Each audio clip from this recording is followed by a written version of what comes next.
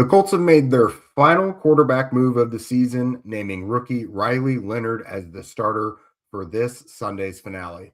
Let's get to it.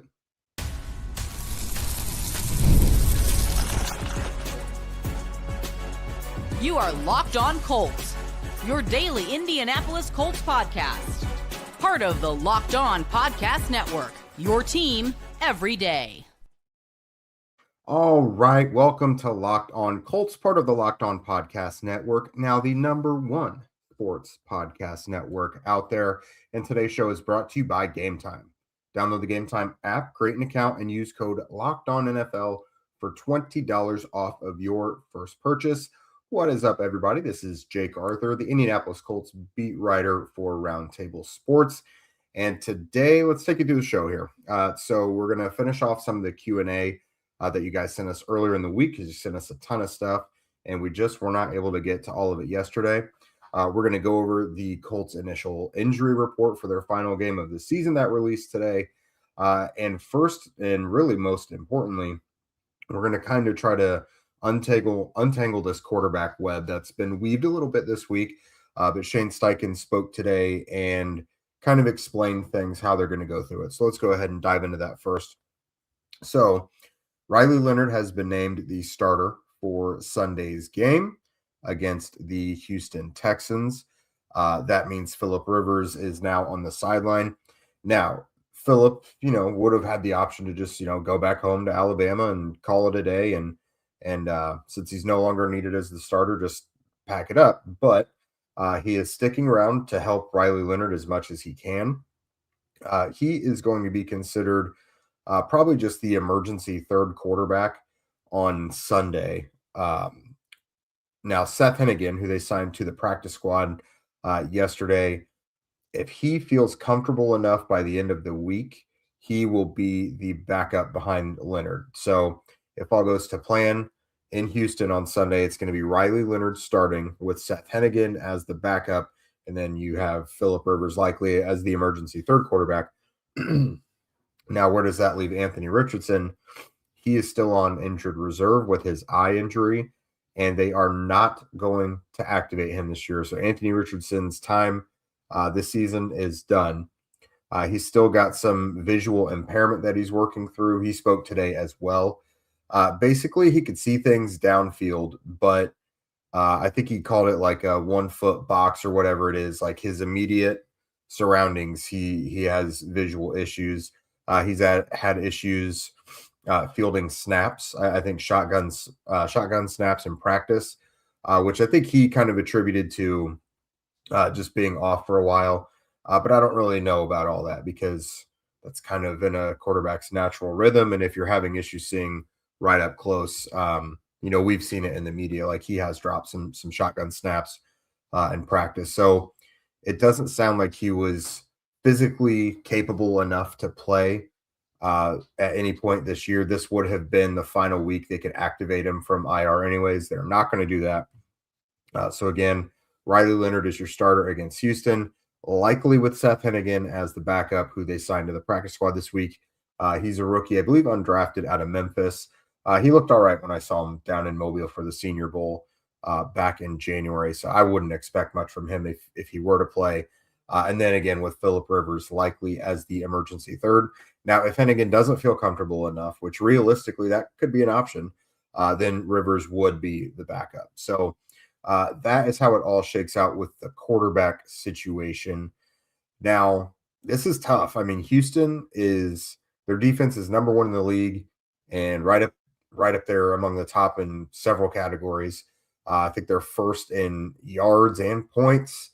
They're top 5 or top 10 against the pass, against the run, and sacks, third down defense. I think the only thing where they're kind of middle of the pack is red zone defense, oddly enough. So it's going to be a tough matchup. It does kind of smell a little bit like Sam Ehlinger going and facing the New England Patriots back in 2022. But I feel a little more confident that the Colts have more of a plan in this one. But no matter how you cut it, it's a very tough matchup. And of course, it's not even at home. So I don't want to fully judge Leonard off of this, because it's like, All right, you're a rookie 6th-round pick. You've only thrown 33 balls this year, which is almost a miracle in itself for a 6th-round rookie. You've only thrown 33 balls, and now you have to go against the most fearsome pass rush duo and the best defense in the league. So if it doesn't go well, which it probably shouldn't, I'm not going to wholly judge him on that. It is, however, unfortunate that it's the last game of the season, the last opportunity for us to see him. But I think there's going to be some kind of intangible things that they're going to be judging him on as well. Beyond the quarterback situation, we got our first injury report of the week for Colts Texans. And the Colts did not practice today. They just held a walkthrough, as has kind of become custom for them. So full participants, Mekhi Blackman with a back injury. That's a new pop-up. Tanner Bortolini was a full participant with a concussion. So he missed last week's game. That is good news for his availability perhaps on Sunday if he's already a full participant. Danny Pinter with a rib. Bernhard Ryman with an elbow, the one he's been dealing with. Anthony Richardson has been a participant ever since they've activated his practice window. He was a full participant again today with the eye. Daniel Scott is on the same timeline as Anthony, actually, and with his knee injury, we'll see if the Colts wind up activating Daniel Scott, important special teams player, by the end of the week. Guys who did not practice, Sauce Gardner with a calf injury. I'd be shocked if they played him. I think it would almost be foolish if they played him, unless he came out and looked as good physically as he ever has in his life. I do not think I would play him. Even still, I don't think I would play him. Jalen Jones was out with an illness. Will Mallory had a lung issue. He made that tough catch last Sunday, and landed hard on his back. Maybe that's when it happened. And then guard Dalton Tucker still sat out with his shoulder injury. And then JT Tuimoloau was limited with his oblique injury. So there you have it on the quarterback situation and injuries. Here in a moment, I'm going to go ahead and kind of round out some of the Q&A you guys sent us earlier in the week, because it's loaded and we still are not able to get to all of them. So I have a feeling we're going to come out with yet another bonus episode based on Q&As throughout the rest of the week, but we'll get to that in just a moment. The NFL season is in full swing, and there's nothing like being at the game. The crowd noise, the energy, and the cheering alongside other fans. Watching at home is great, but being in the stadium hits different. The frustrating part has always been getting tickets, though. Waiting in queues, dealing with logins, and watching prices change right at checkout. But that's why the Gametime app gives the advantage back to the fans. It's the hack for unlocking amazing NFL tickets and experiences in just a few taps. The app is incredibly intuitive. Browsing, comparing, and buying tickets just took minutes. One of my favorite features personally is being able to see the view from the seat before buying, so there's no surprises. That's not just for ball games either. I've done that for concerts before. My wife and I went and saw a couple live episodes of podcasts throughout the year as well. And, you go into different theaters kind of in the Midwest for that. And, the seats aren't too bad. So I would highly recommend using that feature. The zone deals stand out as well. And that means that you pick the section, Gametime picks the seats, and then you save even more. Seeing NFL tickets available for around $100 makes it easy to plan game day trips as well. I also really like that the fees are included up front, so there's no shockers in the price. It's exactly what you expect to pay. So take the guesswork out of buying NFL tickets with Gametime. Download the Gametime app, create an account, and use code LOCKEDONNFL. That's LOCKEDON NFL for $20 off of your first purchase. Terms apply. Again, create an account and redeem code LOCKEDONNFL for $20 off. Download the Gametime app today and get back to being there live. All right, welcome back, everydayers, and thank you for making Locked On Colts your first listen of the day, and thanks for making Locked On the #1 sports podcast network. If you haven't already, go check out our new Everydayers Club. That means you can catch our audio ad-free, and you can get an invite to the members-only Locked On Everydayer Club Discord server, which includes a group chat just for listeners of Locked On Colts. So go to lockedoncolts.supercast.com to join or even gift a subscription. Again, that link is in the show notes as well. So, by the end of the show, if you want to go check that out, we would really love it if you would participate. The link will be included in the show notes. All right, so let's get to some of this Q&A here. This one is from David McDonald. Who would be a viable general manager candidate, assuming that Chris Ballard is finally let go? Now, we cannot assume anything when it comes to this Colts team, but I'll go with you here. If Chris Ballard is let go, I did go through and come up with a list of names that I thought would be interesting for GM for the Colts. So obviously you have to start with Colts assistant GM Ed Dodds. That's been Chris Ballard's right-hand man for pretty much the duration of his decade here. So that's the first guy you got to look at. 49ers director of scouting and football operations, Josh Williams, is kind of a rising name across the league too.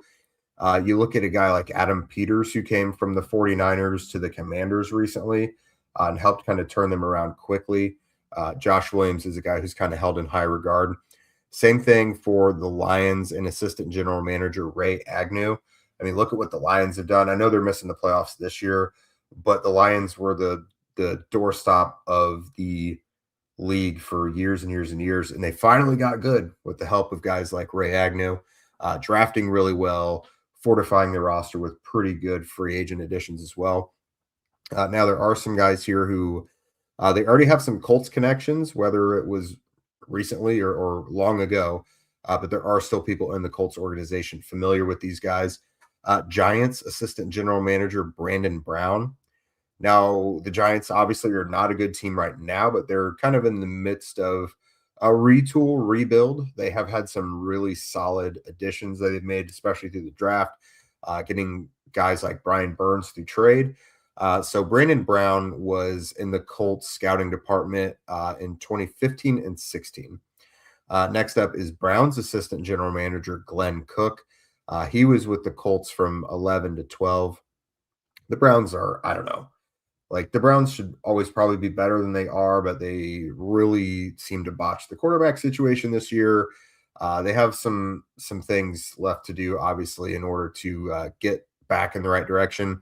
But they've gotten to the playoffs or have been in playoff contention a couple times in recent years. So it's not all bad when it comes to the Browns. Speaking of the Browns, though, Andrew Berry, if the Browns were to look to reset things this year, their GM, Andrew Berry, held in very high regard in the Colts building. He and Carly Ursay-Gordon, very close. Andrew Berry taught Carly a lot of what she knows. So if the Colts had a vacancy and Andrew Berry were to become available, that's probably candidate number one right there, to be completely honest with you. But we don't know. Are the Browns going to move on from Kevin Stefanski, Andrew Berry, all this? I do not cover the Browns, so I don't know how realistic that is. But we know with the Browns, they have not been strangers to making drastic moves before. One guy who's a free agent right now, Tom Telesco. He was in the Colts front office for a long time, 1999 up to 2012. He went on to be the GM for the Chargers and the Raiders. Shane Steichen is close with him. And then there's, again, plenty of people in the Colts organization still close with him. So there are a couple examples here where if the Colts got rid of Chris Ballard, but they kept Shane Steichen and they wanted Shane to help pick a guy to work really closely with, which does happen, or they wanted to like bring in a guy who's like, tell us if you want to keep Shane, you can keep Shane if you want. If not, we can get the search going for another guy. But that's Tom Telesco and Shane Steichen. They would probably work well together. And then Bears assistant general manager Ian Cunningham. I think they were together in Philadelphia. They reportedly have a nice relationship as well. So if it's an instance where Shane stays and you're looking to bring in another GM to pair with him, Tom Telesco, Ian Cunningham. So that's a pretty good list right there. I'm sure there's a million names I wasn't familiar with or didn't mention, but those were the ones that really kind of stuck out to me. This next question is from Jonathan Hankey. If the Colts do re-sign Daniel Jones, is Shane Steichen safe? But if we do fire Shane Steichen, do you think a new head coach could work well for Daniel Jones, just like Steichen did? So this is an interesting question because I've discussed it with people recently. I've heard it discussed around me. Are Daniel Jones and Shane Steichen a package deal? Maybe kind of, not like in the eyes of the organization necessarily, but like I know Shane Steichen wants to hold on to Daniel Jones. And I think Daniel Jones, especially with what he's going through, coming back through from the Achilles, probably would want to stay attached to Shane Steichen as well. So if Shane Steichen is still in Indy, I would expect Daniel Jones to be the new, or not the new, but to remain the quarterback. And I fully expect that marriage to continue as long as Shane Steichen is still around. And I expect them to want to retain Daniel Jones. Now, a new head coach can want a new quarterback all he wants, but what are your options? Unless you're going to go try and get Mac Jones, go get Malik Willis, try your luck at a quarterback in the second round, or like maybe you do enough in the offseason to build better draft capital and move up. I don't know. But it's not a great list and not a great offseason to need a quarterback. So even though Daniel Jones has his Achilles, he's probably still their best option. This one is from Chief Boy 1290.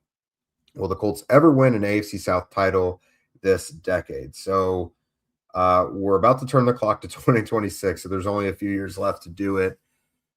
I'd like to think so. Wouldn't you think? Like, it's been 2014 or so. The streak's got to come to an end at some point, right? I think the most telling thing is that the other three teams in the division have all won it at least twice since the Colts have won it at all. And all of those teams have gone into atrocious circumstances and torn it down to the studs in order to get back up from where they were. Like, just think about the Jaguars. The Urban Meyer Jaguars, awful. The Tennessee Titans, they had their better days near the beginning of when the Colts started to sputter out. They're kind of trying to rebuild now, but it looks like they're doing some positive things there. And then the Texans, it seems like they've been awful and then good again a few times. I think Zach mentioned it on the show yesterday. They had David Culley as head coach, Lovie Smith as head coach. Like, they went through some dark times. They had the Deshaun Watson situation. So every other team has realized at some point that you just need to break it all down in order to build it back up. Meanwhile, the Colts have just kind of been satisfied treading water and have convinced themselves that they just always need to remain competitive and they'll figure it out from there, which to some extent is true. Like, the Colts have the most wins over that time, but it's crazy that you've only been to the playoffs twice under Chris Ballard and haven't won the division in forever, since he has not ever won the division. I think it might take a new GM to realize that they're just going to have to blow it up probably in order to get where they want to go. Because at this point, you got some aging guys on contracts that are not looking so great anymore, which we'll talk about later because that's another question. This is another offseason of self-reflection, I think. And that's not to make it sound like the whole year was a disaster, but I don't understand how you go from where you were in the first half to getting to where you were in the second half without kind of having to take some poison pills there. This last one for this segment, have we been cursed since cutting Peyton Manning? Was Ryan Grigson a better GM than Chris Ballard? That's from Travis. You could say the Colts might be cursed. I don't think we can say that they're not. But I still stand to this day saying that it was the right move to move on from Peyton and to go with Andrew Luck. Now, you probably don't do that without Andrew Luck sitting there waiting. I don't think the Colts would have done that if it was just RG3 there available to them. It was just the perfect storm. And Peyton himself didn't last all that long. He lasted a few more years in Denver. He had his further injuries. And, a lot of people point to that and they're like, well, look what Peyton accomplished. The Colts were not built like the Broncos were built at that time. They didn't have the offensive firepower necessarily. And the Broncos were kind of a generational defense at that point. So keeping Peyton and trading, getting stuff for what ultimately led to Andrew Luck and turning things into that, I still don't know that necessarily would have won. Because look what Andrew Luck did pull the Colts to do. There was such little to, there was just so little to be excited about outside of Andrew Luck, but he pulled them to 11-5 seasons in his first 3 years. which kind of leads us to the Grigson of it all. Was he a better GM than Chris Ballard? I think they were kind of handed different assignments. So they were both, you could say, brought in for rebuilds, but Grigson's clock got accelerated instantly when they saw how good Andrew Luck really was. I don't think they were ready to be playoff contenders. And so rather than like building through the draft and developing like they probably wanted to, it sped up the process. They had to load up with some veterans because suddenly their playoff and Super Bowl window exploded before they thought. Now that's not to say Grigson was a good GM, because I do not think he was. Clearly the original plan changed and he wasn't able to find the right talent to match that. I don't really mind the fact that he went and got a bunch of veterans all the time. Like, it was appropriate for where the team wound up being at the time. But I just thought they did not hit on the talent that they needed to. Obviously, with the offensive line, they had too many whiffs in the draft. And, for that, I think Chris Ballard is they're just in such different situations, I guess. I still think I would put Chris Ballard above Ryan Grigson in terms of who was the better GM. Because, I mean, Chris Ballard has sustained at least treading water for years and years and years, whether they had quarterback or not. He's built okay rosters. They've just been missing big pieces during that time. Both these guys have fatal flaws, and obviously neither of them were the right guys to get the Colts where they want to go. It surely seems. But yeah, we could probably have a whole hour-long squad show discussion about Grigson versus Ballard.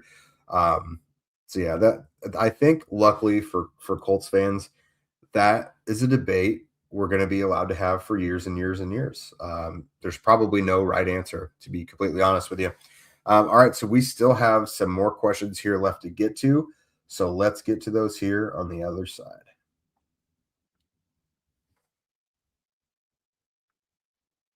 All right, if Daniel Jones is ready, but mostly immobile next year, are the Colts getting the same stale offense as when his fibula injury made him immobile this year? No rollouts or RPOs seem to make the offense very pedestrian. Is there any chance also that the Colts retain Anthony Richardson and he gets a legit shot with Daniel Jones still recovering in early 2026? That is from BC. So I'll do the Anthony part first. I just think a clean break is probably what's best for both sides. Number one, Anthony has to get healthy enough to play. Like, he has, hopefully his full vision returns, because I mean, he already is a guy who is going to be a tough sell to other teams based on how things have gone with his injuries and with his erratic play and inconsistent play and the accuracy and stuff. If teams know that he doesn't have full vision, then how are you going to get anything for that? I imagine, him losing out the job, he probably would want to move on and get another chance somewhere else. And then the Colts probably just ready to move on, I would imagine. I just don't see much benefit to the two sides sticking it out. Sometimes just a change of scenery is best. Now, for the Jones of it all, if the offense will be kind of pedestrian, given his mobility. So I think it depends. Will he be able to get to places quickly like he was early in the season? Probably not. But I think it's a matter of pain tolerance. With the fibula, they held back a lot of things to not risk making things worse and to manage his pain.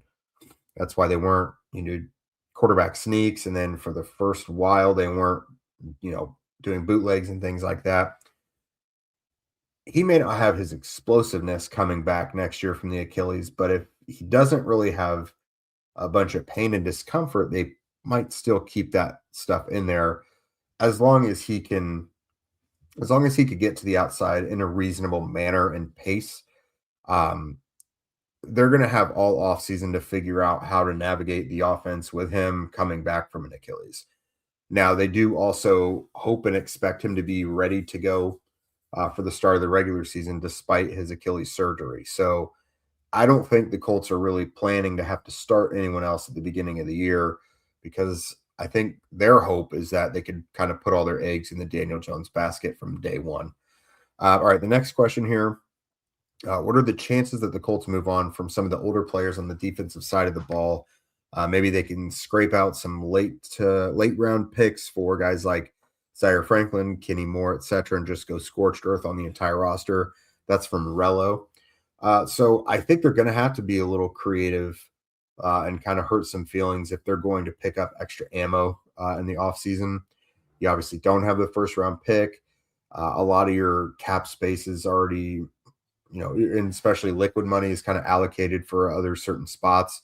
But what do you do with Mooney Ward? DeForest Buckner and Grover Stewart are both going to be 32 next year at the start of next year. Buckner obviously coming back from the neck. Zaire is obviously limited. Kenny might be a little bit limited as well. So I think they're going to have to ruffle a little feathers, not just on the defensive side of the ball, but there's some guys on offense as well. Then you have free agents who might be walking out the door as well. Kwity Paye, has he really done anything for you to bring him back? I expect there to be some personnel changes on the defensive side of the ball. Obviously, if the coaching staff is let go and you don't have Lou Anarumo anymore, then that's a given. But regardless of who is the D coordinator next year, I expect there to be some new bodies out there. This next one, does DeForest Buckner ask for a trade? And does his neck surgery limit his options? I don't know that he would. Like, they have been so worse off at times than they are now. Now he may not want to be part of a rebuild if that's the case.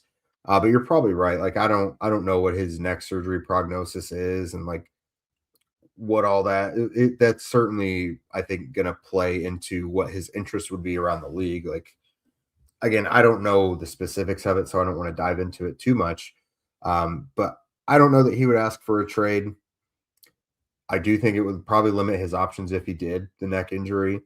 But yeah, he could be part of a group of players they have to kind of reevaluate. Because again, coming off the neck injury that he's had to be sidelined for twice this year at 32 years old going into next season, that's tough conversations you have to have. All right, and then this last one for us today, would it be better to let Braden Smith go and draft his replacement? That's from Big Bill. I don't think there's any need to draft his replacement because I think it's Jalen Travis. So this is kind of a question that kind of answered itself for the Colts. They didn't have to force their hand. So Braden going on IR with a concussion and neck, it opened the door for Jalen Travis to get to start on the right side. And that's after they got to see him start a couple weeks ago on the left side when they had even more issues on the offensive line. I think Jalen Travis has looked pretty good. I think, it's tough to let a guy like Braden Smith, who's been here for a while, go. But this is the final year of his deal. You don't have to like cut him. You already have his replacement on deck with Jalen Travis. So no need to draft his replacement. No need to cut him to save money or anything. You just kind of let his contract expire and see that, does he want to be a backup? Like, he's played well enough to be a starter still, but I'm very interested to see what Braden Smith wants to do in the offseason. Maybe he wants to keep playing because he's got a new perspective than everybody else does for the most part. He's spoke about it a little bit during this season that he's just kind of being where his feet is and doesn't know what his future holds and hasn't thought about it yet. So we'll see. But with Braden Smith, I do think his starting replacement for next year is already on the roster with Jalen Travis. All right, guys, so that is a wrap for today. Thanks again for tuning in and making Locked On Colts your first listen. Tomorrow, I'll be hopping on with John Hickman of Locked On Texans for Crossover Thursday to break down Sunday's matchup between the Colts and Texans. Make sure you subscribe and follow Locked On Colts so that you get all the latest episodes. If you don't already, follow at Locked On Colts, at Jake Arthur NFL, and at Zach Hicks 2 on social media. If you guys never miss an episode, the Everydayer Club is perfectly built for you. Get Locked On Colts ad-free, plus members-only Discord access and more. Head to lockedoncolts.supercast.com to join the club. For those of you on YouTube or on video, we're going to go ahead and send you to the first ever 24/7 national NBA YouTube channel. On audio, make sure you make your next listen the Locked On NFL podcast. With that, you guys have a great day. We'll see you guys later tonight for the Locked On Colts Squad show, which we should have a special guest. And then again tomorrow for Crossover Thursday.